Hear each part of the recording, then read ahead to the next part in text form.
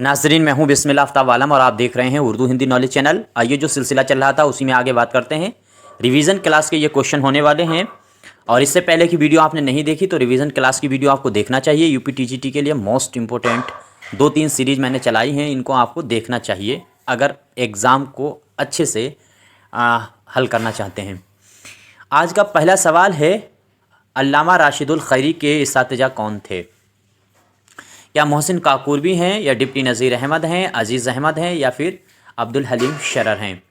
देखिए यहाँ पे आपको याद रखना चाहिए, जैसे अब्दुल हलीम शरर और साथ ही साथ में राशिदुल खैरी, इन दोनों का तारुफ और तसानीफ़ें आपको अच्छे से याद होनी चाहिए। ये दोनों ऐसे राइटर हैं जिनके बारे में यूपी टीजीटी में एग्ज़ाम बन सकता है, और बन सकता नहीं, मैं यूँ कहता हूँ कि 100% लगभग 99.9% एक या दो क्वेश्चन ज़रूर बनेंगे। तो डिटेल में जितना इनको पढ़ सकते हैं उतना आपको पढ़ना चाहिए।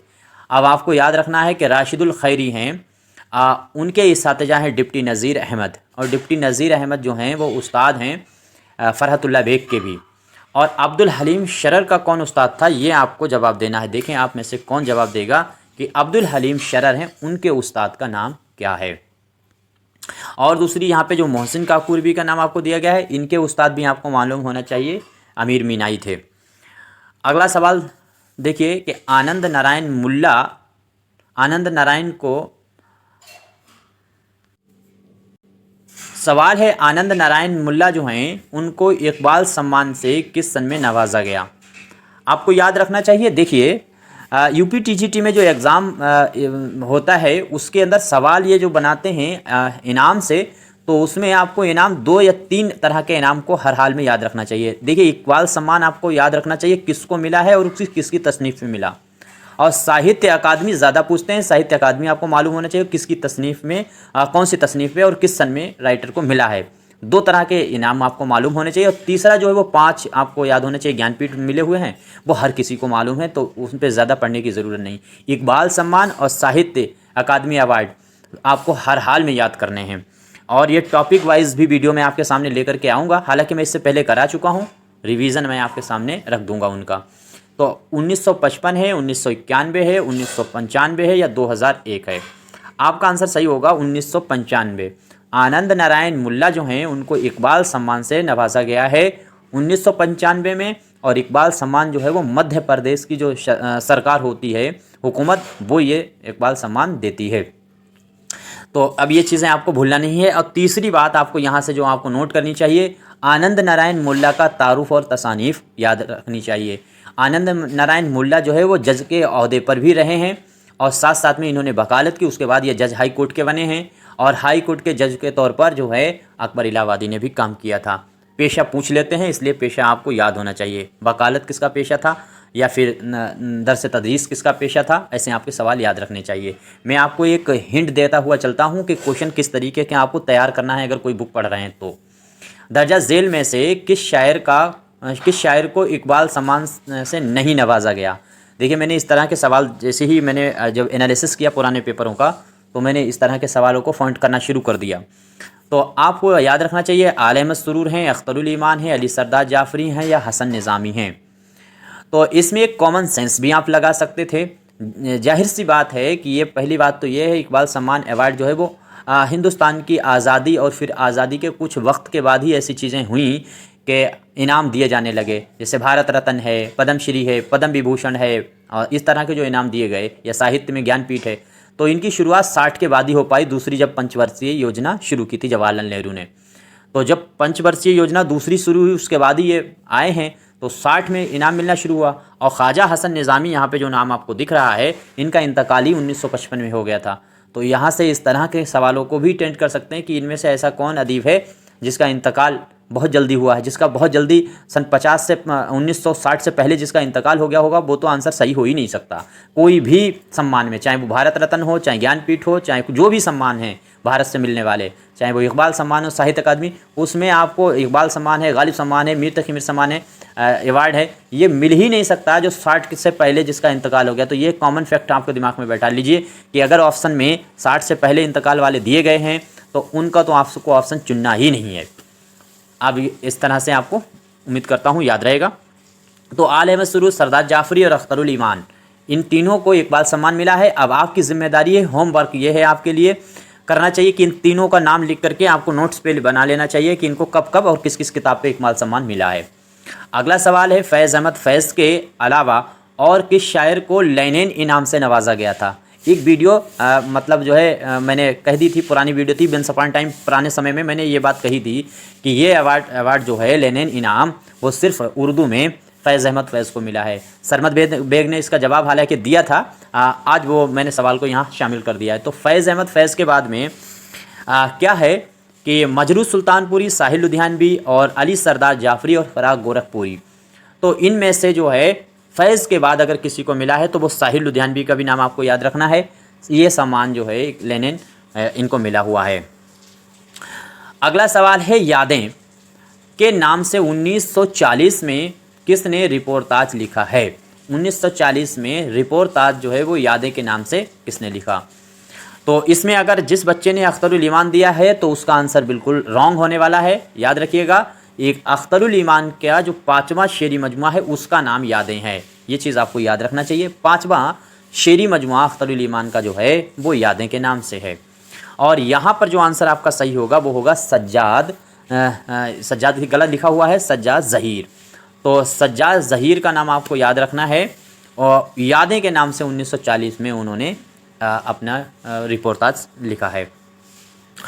अगला सवाल है, हिंदुस्तानी तहज़ीब के अनासिर, हिंदुस्तानी तहज़ीब के अनासिर ये किसका मज़मून है। तनक़ीदी मज़मून है और आपको याद रखना चाहिए। ऑप्शन इसमें कौन सा सही होगा, एहतिशाम हैं, कलीमुद्दीन अहमद हैं, अब्दुल्ला हुसैन हैं, नियाज़ फ़तेहपुरी हैं। आपको क्वेश्चन को बहुत धैर्यतापूर्ण जो है धैर्य बना करके सब्र के साथ पढ़ना चाहिए और फिर आंसर पर गौर करके देना चाहिए। जल्दबाजी बिल्कुल ना करें, पेपर में भी नहीं करें। कितना भी आंसर आसान आ जाए, कितना भी क्वेश्चन आसान आ जाए, एग्ज़ाम में ये गलती आपको किसी कीमत पे नहीं करनी है। हर क्वेश्चन को 2 बार रिपीट करके सही से पढ़ना है। कम से कम 2 बार ज़रूर पढ़ें, हर क्वेश्चन को 2 बार पढ़ें, चाहे कितना भी आसान हो। ये बात जहन में ज़रूर रखें। तो इसमें आंसर आपका क्या सही होगा, एहतिशाम का नाम आपको याद रखना है।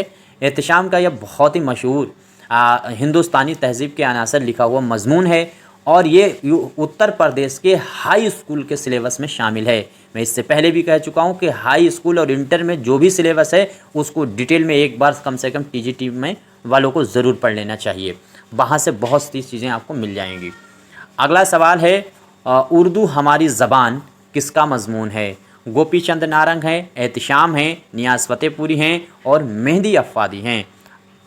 आपको अगर क्वेश्चन अच्छे लगते हैं तो क्वेश्चनों को बगैर कहे लाइक करना चाहिए और क्वेश्चन अगर अच्छे नहीं लगते हैं तो मैं आपसे कहता हूं कि उसको डिसलाइक ज़रूर करें। और अगर आपको आगे की वीडियो देखने हो तभी चैनल को सब्सक्राइब करें, वरना अन्यथा नहीं करें। अब आपको जवाब देना है कि हिंदुस्तान हमारी ज़बान ये किसका मज़मून है। तो जिस बच्चे का होगा आंसर गोपी चंद नारंग, उसका बिल्कुल आंसर सही है। गोपी चंद नारंग है और इसमें कई हिंदू संत जैसे रैदास हैं, कबीर हैं और तुलसीदास हैं, साथ साथ में दादू दयाल हैं। इस तरह के जो हिंदुस्तान के संत हुए हैं उनका जिक्र इसी मज़मून के अंदर गोपीचंद नारंग ने किया है। हो सकता है पूछ ले, क्योंकि डिटेल में पूछ सकता है, ये गहरी बातें पूछ सकता है। हाई स्कूल के सिलेबस का है उत्तर प्रदेश के। अगला सवाल है, दिल व दिल आईना है दैरो हरम। ये शेर आपको याद रखना है कि शायर का है, इम्पोर्टेंट शेर है। दिल व दिल आईना है दैरो हरम, हक जो पूछो एक दर है 2 तरफ। तो हक जो पूछो एक दर है 2 तरफ, तो बहुत आसान है। और इसमें अगर ख्याल पूछा जाए तो तसव्वुफ़ का बयान है, याद रखना चाहिए। और इसमें साथ ही साथ में ईहाम गोई का भी इशारा है, झलक है लेकिन बहुत महीन सा ख्याल है। तो इसमें क्या है कि शायर का ये शेर है, मीर तक़ी मीर हैं, दया शंकर नसीम हैं, मिर्ज़ा गालिब हैं या फिर मीर हसन हैं। तो उम्मीद करता हूँ सभी का आंसर सही हुआ होगा। और मसनबी गुलजार नसीम का ये शेर है, तो आपका आंसर सही होगा दया शंकर नसीम। आपका आंसर सही होने वाला है बी। जो क्वेश्चन गलत हो जाते हैं उनके आपकी तरफ से जवाब आते हैं, मैं उनका बहुत बहुत शुक्रगुज़ार हूँ। जो बच्चे उनको पकड़ते हैं उनका बहुत बहुत शुक्रिया। और दूसरी चीज़ आपको याद रखना चाहिए कि उस दिन जो मैंने गलतियाँ की थी वो मैंने रिप्लाई, क्योंकि वहाँ जो वीडियो में गलती हो जाती है तो वीडियो में तो नहीं सुधारी जा सकती क्योंकि वो रिकॉर्डेड होकर के चली जाती है, लेकिन उन्हीं क्वेश्चनों को मैं जब व्हाट्सएप मुझे किया जाता है तो मैं उस पर रिप्लाई कर देता हूँ। तो उस पर अगर व्हाट्सएप ग्रुप पर जुड़ना है आपको 6386 492 279 पर आप जुड़ सकते हैं। उस पर कोई सजेशन आपको देना है दे सकते हैं, कोई भी मशवरा है दे सकते हैं। सवाल है, किस मजमून में मोइनुद्दीन चिश्ती, बाबा फरीदुद्दीन गंज शकर, निज़ामुद्दीन औलिया और बंदा नवाज गिसू दराज जैसे सूफ़ी औलिया का जिक्र हुआ है? अभी जैसे मैंने ऊपर कहा था कि रैदास हिंदू संत हैं और कबीर दास निर्गुण भक्ति शाखा के हैं, उन लोगों का जिक्र किस में हुआ है? और यहाँ पर ये मुस्लिम जो नाम है सूफ़ी संत, इनका किस में जिक्र हुआ है? आपके सामने ऑप्शन है उर्दू हमारी ज़बान और उर्दू के अनासिर खमसा, मुसलमानों की गुज़िश्ता तालीम और एजाज़ कुरान। तो ये आपको याद रखना चाहिए। गोपीचंद नारंग का जो लिखा हुआ मजमून है उर्दू हमारी ज़बान, इसमें हिंदू भी शायरों का संतों का जिक्र है और मुस्लिम जो सूफिया इकराम थे उनका जिक्र है। तो उर्दू हमारी ज़बान आपको याद रखना चाहिए। ये देखिए उर्दू हमारी ज़बान यहाँ आपको देखना, यहाँ पर गोपीचंद नारंग का है और इसी में इसका जिक्र हुआ है। यही सवाल है जो मैंने फॉन्ट नए तरह से कर दिया। अगला सवाल है, देखिए मैं सारे क्वेश्चन अपने लाता हूँ, अपने ख्याल से लाता हूँ, अपने तजर्बे की बेस पे लाता हूँ, एग्ज़ाम में देता रहता हूँ किसी न किसी चीज़ का, और साथ ही साथ में 2018 से कंटिन्यू यूट्यूब पे मेरी वीडियो आती हैं। तो मुझे जो तजर्बा है गलत भी हो सकता है, सही भी हो सकता है। आपको सही लगे तो आपको फॉलो करना चाहिए और जो चीज़ नहीं अच्छी लगती उसे फॉलो नहीं करना चाहिए। तो मैं अपने ही तजर्बे से लगता हूँ क्वेश्चन और आंसर दोनों। फ़ानी बदायूनी 1932 में किसकी दावत पर हैदराबाद पहुँचे थे? सवाल ऐसे होने चाहिए जो टीजीटी के लेवल के हों। तो फ़ानी बदायूनी 1932 में, यहाँ पे दो चीज़ें याद रखें। एक तो क्लियर यही बात हो गई कि हैदराबाद गए थे और किसकी दावत पर गए थे, तो 1932 में गए हैं। आप किसकी दावत पर गए हैं ये आपको बताना है। सर सैयद की दावत पर गए हैं या महाराजा किशन प्रसाद की दावत पर गए हैं, राजा चंदूलाल के कहने पर, या फिर राजा राघवेंद्र राव की? तो आई थिंक बहुत आसान सा सवाल है और सभी का आंसर सही हुआ होगा। महाराजा का नाम आपको याद रखना है। कृष्ण प्रसाद जो हैं ये भी शेर व शायरी से जो है शर्फ रखते हैं और इनके ही दावत पर ये हैदराबाद का सफ़र किया था। वकालत का भी पेशा करते थे ये। हम तो जीते जी वो मैयत हैं बेगौरो कफन, यानी डॉट डॉट की जगह पे क्या आएगा, किस शायर का नाम आएगा? हम तो जीते, ये जो है वो मक्ता है, शायर का तखल्लुस इस्तेमाल होगा। डॉट डॉट की जगह पे क्या आएगा? हम तो जीते जी वो मैयत हैं बेगौरो कफन, गुरबत जिसको रास ना आई और वतन भी छूट गया। तो जो खाली जगह है उस जगह पर शायर का नाम आपको भरना है। क्या होगा? मीर हैं, जोश हैं, हसरत हैं या फिर फ़ानी हैं? बहुत आसान सा सवाल है और बड़ा मशहूर शेर है। तो ये आपका आंसर गलत नहीं होना चाहिए, किसी कीमत पे नहीं होना चाहिए। और अगर हो रहा है तो आपको फ़ानी को फिर से पढ़ना चाहिए। फ़ानी का जो तारुफ है उसमें आपको ये शेर मिल जाएगा। आपका आंसर सही होगा डी, फ़ानी हम तो जीते जी वो मैयत हैं बेगौरो कफन। ठीक, गुरबत जिसको रास ना आई और वतन भी छूट गया। अगला सवाल है, जिगर मुरादाबादी के दर्जा झेल शोरा में से उस्ताद कौन हैं? नसीम हैं, तस्लीम हैं या फिर साथ साथ में शाह नसीर हैं या आतिश हैं? तो जिगर मुरादाबादी के इसमें जो हैं वो आपको बताना है कौन उस्ताद हैं। आपका आंसर अगर बी है तस्नीम तो आपका आंसर सही है। आंसर नंबर आपका जो है वो बी सही होने वाला है। अगला सवाल है यास यगाना चंगेज़ी किससे जो है इस्लाह सुखन लिया करते थे? इनके उस्ताद शायरी में आपको बताना है, यूँ समझिए। गालिब हैं, नसीम हैं या फिर सैयद अली ख़ान बेताब हैं या फिर अनीस हैं? एक बात याद रखिएगा, ये अनीस से बहुत मुतासिर थे। मुतासिर अगर पूछा जाए तो अनीस का नाम आपको नहीं भूलना चाहिए।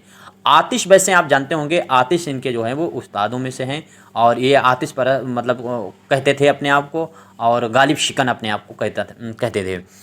तो यास यगाना चंगेज़ी का आंसर आपको अगर सी दिया है उसका सही है। तो खान बेताब का नाम आपको याद रखना है लखनऊ के शायरों में, और यास यगाना चंगेज़ी जो हैं वो इन्हीं से शायरी में इस्लाह लिया करते थे। अगला है इम्पोर्टेंट सवाल है, मोस्ट इम्पोर्टेंट है। सुरीली बांसुरी किसके कलाम का मजमुआ है? असीर लखनवी, आरजू लखनवी, फिराक गोरखपुरी या फिर कलीम आजिज़? फटाफट जवाब देने की कोशिश कीजिए और मैं एक बार आपके सामने हर वीडियो में जो रिपीट करता हूँ वही कहूँगा, आप अपने पढ़ने के सोर्स जो हैं बहुत सीमित रखिए। बहुत जितना सीमित रखेंगे आप उतने मजबूत होंगे। 10 किताबें डिफरेंट पढ़ने से अच्छा है एक किताब को 10 बार पढ़ें। दूसरी बात, 10 चैनलों को ढूंढ करके उनकी चाहे जो वीडियो सामने पड़ गई देखने से अच्छा है कि आप एक चैनल को कम से कम फॉलो करते हुए चलते हों। और दूसरी चीज़, या फिर आप जहां पर जो फैक्ट आपको कमज़ोर लग रहे हैं सिर्फ उन्हीं को सर्च करके देखने की कोशिश कीजिए। जहां हम कमज़ोर हैं वहीं मजबूत होने की कोशिश करें। बाकी आप मुफ्त में जो वीडियो सामने आ जाए देखने लगे, इससे भरम से निकल जाइए। बहुत ज़्यादा किताबों का मुताला करना भी ख़तरनाक होता है। तो सुरीली बाँसुरी, आपको मैं फिर यही बात कहता हूँ कि आपको विद्वान, आपको दानिशवर, आपको अक्लमंद नहीं बनना है। आपको सिर्फ इतना सीखना है कि मेरा एग्ज़ाम क्रैक हो जाए, किसी भी सूरत से 100 में 95 क्वेश्चन तक टारगेट हो जाए आपका, और आपका काम बन जाएगा। 125 क्वेश्चनों में 110-15 क्वेश्चन आपको सही कर देने चाहिए। तो इसमें आंसर आपका क्या सही होगा? आरजू लखनवी का आपको नाम याद रखना चाहिए। फिल्मी दुनिया में भी ये रहे हैं, इन्होंने फिल्मों के लिए भी काम किया है। और आरजू लखनवी उत्तर प्रदेश की हाई स्कूल की बुक में सिलेबस में शामिल हैं। इनकी गज़लें आपको एक बार गौर कर लेनी चाहिए, इनका शेर उठाकर दिया जा सकता है। तो सुरीली बाँसुरी जो है वो लिखी हुई किसकी तसनीफ़ है? इन्हीं की लिखी हुई है। अगला सवाल है, गज़लिस्तान और शबनमिस्तान किसके शेरी मजमुआ हैं? बहुत इंपॉर्टेंट है, बहुत आसान से सवाल है। असीर लखनवी हैं, आरजू लखनवी हैं, या फिर फिराक गोरखपुरी हैं, कलीम आजिज़ हैं? ये नाम आपने हर जगह पर घूमते हुए देखे होंगे, लेकिन फिर भी जल्दबाजी में गलत ना हो जाए, इस तरह के सवाल आपके सामने लाए जाते हैं। और लेवल भी थोड़ा सा बराबर रखा जाता है। इतना लेवल भी टफ़ नहीं कर दिया जाता है कि बच्चे कितनी भी तैयारी कर लें और 100 में 70 क्वेश्चन से ऊपर ना पहुँचें। और इतना पेपर भी आसान नहीं होना चाहिए कि जो देखो ऐरा गहरा नत्तु खैरा 90 से ऊपर छू जाए जाके। तो ऐसा भी पेपर मतलब सेट होना चाहिए कि जो लेवल में रहे। तो आपका ये आंसर उन बच्चों का तो बिल्कुल गलत नहीं होगा जो थोड़ा भी पढ़ते हैं। तो इसमें फिराक गोरखपुरी आंसर आपका सी वाला सही होने वाला है। उम्मीद करता हूँ सभी का सही ही हुआ होगा। अगला सवाल है, फिराक गोरखपुरी किस तनकीदी दबिस्तान के नक्काद भी माने जाते हैं? तो किस तनकीदी दबिस्तान के नक्काद भी माने जाते हैं? यहाँ पर भी गलत है, टेंस सही नहीं है। तो इसमें आपका माकसी होगा, या जमालियाती है, हयती है, तासुराती है? ख़ास तौर से आपको याद रखना चाहिए। अब ये 4 ऑप्शन जो आपके सामने दिख रहे हैं, इन चारों के कम से कम 4 राइटर आपको मालूम होने चाहिए कि कौन किसका है। ठीक है, जैसे मतनी तनकीद है, हयती तनकीद है, तो आपको याद होना चाहिए शमसुल रहमान फारूकी, वज़ीर आगा, और साथ साथ में गोपी चंद नारंग। मार्कसी का नाम जैसे ही आपके सामने आया तो आना चाहिए अख्तर औरेन भी हैं, साथ साथ में अली सरदार जाफरी हैं, या फिर एहतशाम हैं, सज्जाद ज़हीर हैं। इन लोगों के नाम आपको याद रहें। जमालियात का नाम आपके आते ही आपकी तरफ आपका जहन जाना चाहिए, जैसे शिबली नौमानी हैं। मतलब आपको कम से कम नहीं अगर याद आ पा रहे हैं अलग बात है, लेकिन आपको अगर बिल्कुल याद नहीं है, यहाँ पे याद नहीं आ पा रहा है अलग बात, लेकिन आपको बिल्कुल भी याद नहीं है तो आपको ये नोट करना चाहिए। और यहाँ पे तासुराती आपको याद रखना चाहिए। तो तासुरात में आपको याद रखना है, ये आंसर आपका सही है। तासुराती थे फिराक गोरखपुरी। ऑस्कर वाइल्ड हैं, और साथ ही साथ में ऑस्कर वाइल्ड के साथ साथ में स्पेंगरन हैं, बल्टर पीटर हैं, ये लोग भी तासुरात में आते हैं। ऑस्कर वाइल्ड का जब नाम आया है तो उनका एक कमेंट मुझे याद आता है कि थोड़ा सा सोचने का है कि जो शादी है वो सिर्फ ख्वाबों तक ही सीमित होना चाहिए। ये ऑस्कर वाइल्ड कहते हैं ख्वाबों में ही शादी हो जाना अच्छी बात है, और हकीकत में शादी बड़ी ख़तरनाक चीज़ है। इससे जूझे हुए थे ऑस्कर वाइल्ड, इस चक्कर में ऐसा इन्होंने कहा। लेकिन बहरहाल ये पूछेगा नहीं, मुझे याद आ गया ऑस्कर वाइल्ड का नाम आते ही। दर्जा झेल में से कौन सा मजमुआ आनंद नारायण मुल्ला का नहीं है? मैंने अभी कहा था कि आनंद नारायण मुल्ला जो हैं उनको एक बार आपको कम से कम ससरी नज़र में 1-2 बार डिटेल में पढ़ लेना चाहिए कुछ चीज़ें उनके बारे में। और ये जो नए नए राइटर हैं जो अमूमन किताबों में नहीं मिलते हैं, चाहे वो जो भी किताबें हों मार्केट की, तो इनके लिए मैंने माई क्वेश्चन के नाम से प्लेलिस्ट बना रखी। मैंने इनके बारे में सबको डिटेल में बता दिया, और जो भी नए आ रहे हैं उनको डिटेल में बताता जा रहा हूँ वहाँ। तो वो आपको वीडियो देख लेनी चाहिए अगर नहीं आपको मिल रहा है ये कहीं। तो दर्जा झेल में से अब आपको बताना है आनंद नारायण मुल्ला का कौन सा मजमुआ जो है वो नहीं है, कलाम जो है नहीं है। तो कुछ ज़र्रे कुछ तारे, या फिर मेरी हदीस उम्र गुज़रा, या इसके बाद में ये वो वादी है जहाँ सलमा रहती थी, या फिर सियाही की एक बूंद। तो इनमें से वो कौन सा तसनीफ़ है जो मजमुआ है जो आनंद नारायण मुल्ला का नहीं है? तो जिसने आंसर दिया है सी, उसका आंसर सही है। ये वो वादी है जहाँ सलमा रहती थी, क्योंकि ये गीत है, गीत में मिसरा है, लाइन है, और ये लिया गया है कहाँ से, तो जो अख्तर शिरानी हैं, महमूद शिरानी साहब के बेटे, उनकी लिखी हुई नज़्म का है। बाकी ये ऊपर जो 3 दिए गए हैं ये आनंद नारायण मुल्ला के हैं। आनंद नारायण मुल्ला भी हाई स्कूल बोर्ड परीक्षा में शामिल है।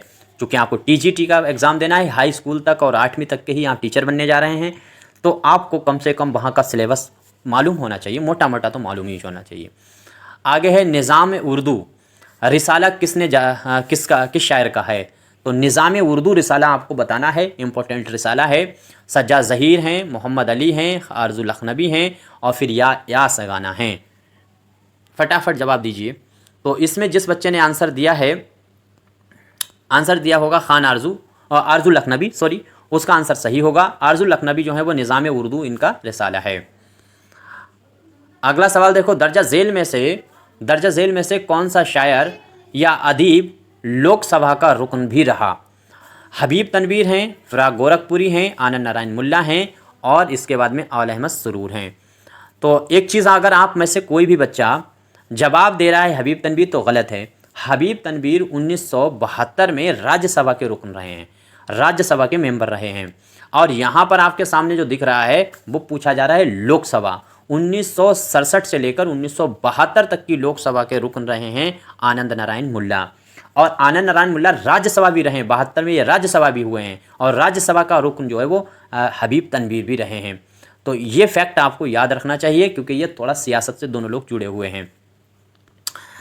अगला सवाल देखिए, सवाल है फैज़ की कुल्लियात।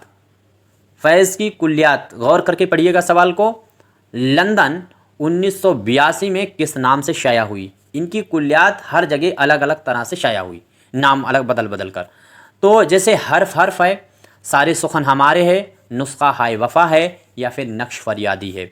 यहाँ पे नक्श फरियादी को आप काट दीजिए, क्योंकि नक्श फरियादी इनका पहला जो है वो शेरी मजमुआ है, 1941 में आया। अब आपको याद रखना है, हर्फ आ जाए तब भी इनकी कुल्लियात ही लगाना है, नुस्खा हाय वफ़ा आ जाए तब भी कुल्लियात लगाना है, सारे सुखन हमारे आए तब भी कुल्लियात। दरअसल ये अलग अलग नाम से, हर्फ के नाम से ये हिंदुस्तान से शाया हुई इनकी कुल्लियात, और ये सारे सुखन हमारे के नाम से इन्होंने जो है वो शाया की है लंदन से ये कुल्लियात, और नुस्खा हाय वफ़ा पाकिस्तान से। तो इस तरह से आपको याद रखना चाहिए। यहाँ पे जो आंसर सही होगा वो होगा आपका बी वाला आंसर सही है, सारे सुखन हमारे। अगला सवाल है, फैज़ की तसनीफ़ सरवद सीना की सिनफ़ी हैसियत क्या है? क्या है ये सरवद सीना? आज़ाद नज़्म है, शेरी मजमुआ है, कुल्लियात है, या खुद नविश्त है? बहुत आसान सा सवाल है, चूँकि इनके शेरी मजमुए हैं, अगर वो तरतीब बार याद हों तो बहुत अच्छा, बहुत आसान सा सवाल है। तो ये आपका क्या है? शेरी मजमुआ है, आपको लगाना है शेरी मजमुआ। इसके बाद में अगला सवाल देखिए, सवाल है, किस शायर के कलाम में वतन परस्ती, गौर से कीजिए, पढ़िएगा इसे, किस शायर के कलाम में वतन परस्ती, हिंदुस्तानियत का गहरा एहसास और तसव्वुर, साथ ही साथ में गमनाक की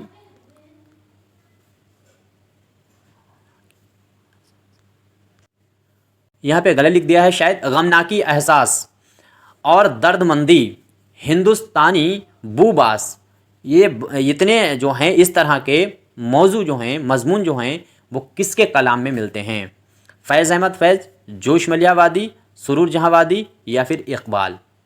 एक बार गौर कीजिएगा, वतन परस्ती, हिंदुस्तानियत का गहरा एहसास, तसव्वुर, और गमनाकी एहसास, दर्दमंदी, और हिंदुस्तानी बूबास, किसके वहाँ मिलता है?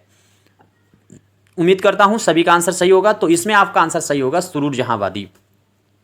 सुरूर जहाँ वादी वतन परस्ती का लफ्ज़ आ जाए तो हुब्बुल वतनी अगर है तो सबसे ज़्यादा इन्हीं का नाम रहेगा सबसे आगे। इनके बाद और भी राइटर आ जाएंगे, चकबस्त भी आ सकते हैं, जोश भी आ सकते हैं, फैज़ भी आ सकते हैं, और भी आ सकते हैं। लेकिन दर्दमंदी जो है, और जो है हिंदुस्तानी का गहरा एहसास जो है, और यह बेल बहुटी इनकी नज़म पढ़ के देखिएगा, तो इसी तरह की वो बयान करती है उनके मौज़ूओं को। तमाम इनकी नज़में इसी तरह की हैं।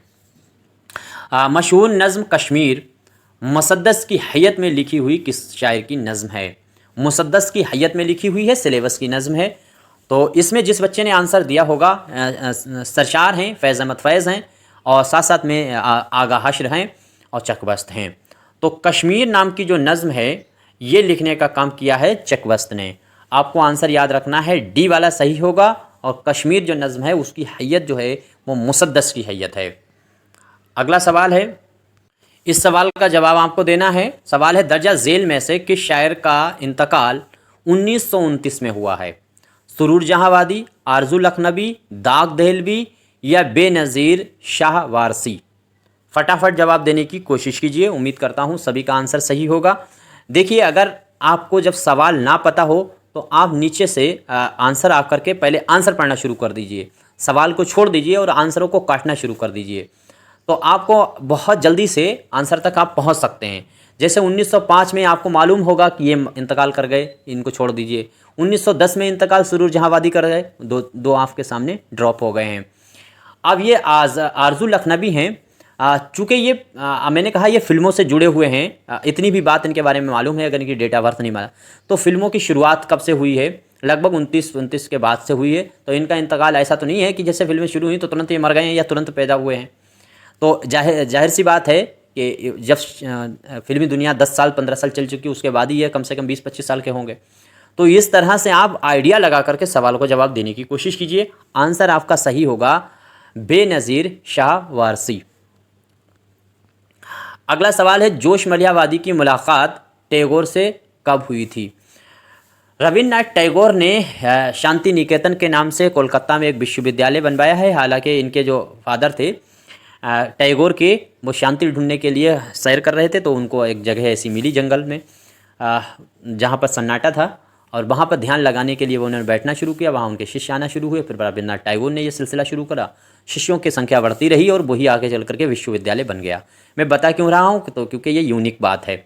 यूनिक इसलिए है क्योंकि रविन्द्रनाथ टैगोर का जो शांति निकेतन बनाया हुआ विश्वविद्यालय है वो ऐसा पूरे भारत का पहला विश्वविद्यालय है, पूरे भारत का, जिसका जो है वाइस चांसलर जो हैं वो की पावर जो होती है वाइस चांसलर की, वो प्रधानमंत्री के पास होती है। वरना जितने भी कुलपति जो होते हैं यूनिवर्सिटी के, तो उनमें जो सेंट्रल यूनिवर्सिटी होती हैं, जो गवर्नमेंट ऑफ इंडिया की यूनिवर्सिटी होती हैं, तो उनमें राष्ट्रपति होता है। पूरे भारत में जितनी 54 यूनिवर्सिटी हैं, 54 के 54 का वाइस चांसलर जो वो कुलपति जो है वो राष्ट्रपति ही होता है। लेकिन पूरे भारत में अकेली वाहिद ऐसी यूनिवर्सिटी है जिसका वाइस चांसलर जो है कुलपति, वो प्रधानमंत्री होते हैं। इसको पलट करके भी पूछा जा चुका है एक बार सवाल कि नरेंद्र मोदी किसके जो है वाइस चांसलर हैं, तो शांति निकेतन से। और इसी शांति निकेतन में जोश मलियावादी ने अपनी एजुकेशन हासिल की थी, पढ़ाई इन्होंने की है, और यहीं इनकी मुलाकात भी हुई थी।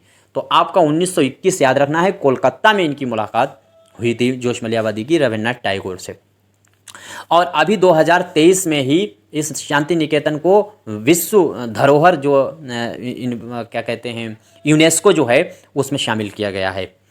अगला सवाल है, गांधी जी के सत्याग्रह से मुतासिर होकर नज़्म मुसाफिर किसने लिखी है? आपको सीधी सी बात बताना है, अगर कुछ नहीं समझ में आता कि मुसाफिर नज़्म किसकी है, लिखी कैसे गई है, तो गांधी जी ने जो सत्याग्रह करा था 1917 में, और उसकी वजह से मुतासिर होकर के लिखी गई नज़्म है। तो नून मीम राशिद हैं, मखदूम हैं, जोश मलियावादी हैं, या फिर मीरा जी हैं। आई थिंक सभी का आंसर क्लियर होना चाहिए, और यहीं तक क्वेश्चनों पे बात हम करेंगे। कोई गलत क्वेश्चन हुआ है ज़रूर बताइएगा। 6386 492 279 मेरा नंबर है, इस पर आप कांटेक्ट कर सकते हैं। कोई मशवरा है ज़रूर दीजिएगा, अच्छे लगते हैं तो लाइक कीजिएगा, नहीं क्वेश्चन अच्छे लगते तो डिसलाइक कीजिएगा, और मशवरा अपना ज़रूर दीजिएगा। आपका मशवरा बहुत अहम होता है। तो आपका आंसर होगा सही मखदूम, बी आंसर आपका बिल्कुल सही होने वाला है। ठीक है, बाकी आपने अगर पीछे के वीडियो नहीं देखे तो ज़रूर देखने चाहिए। शुक्रिया।